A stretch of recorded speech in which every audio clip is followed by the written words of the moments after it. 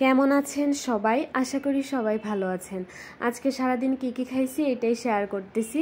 আমি আজকে সকাল আর দুপুরের খাবার একসাথে খাইছি, কারণ হচ্ছে সকালবেলা কিছু খাইতে ইচ্ছে হইতেছিল না, তো এখন একসাথে খাইতেছি আর কি সকাল আর দুপুরের খাবারটা। তো খাবারে ছিল আলু দেওয়া চিংড়ি মাছ ভাজি করছিলাম এইটা, আর হচ্ছে যে ছোট মাছ রান্না করছিলাম কলমি শাক দিয়া। এটা হচ্ছে যে মানে শাক দিয়ে ঝুল ঝুল করছিলাম আর কি।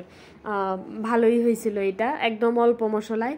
হলুদ মরিচের গুঁড়া দিছিলাম, একটু পেঁয়াজ বাটা দিছিলাম, এগুলা দিয়েই করছি। আর এই ঝুলটা আমি এই প্রথমবারই রান্না করছি, এর আগে আমি আর কখনো করি নাই আর কি, কিন্তু ভালোই লাগছে। আমি আবার এর আগে খাইছি অনেকবার, কিন্তু নিজে কখনো রান্না করি নাই। তো তারপর এটা বিকাল দিকে এখন হইতেছে যে একটু গ্রিন টি খাইতেছি।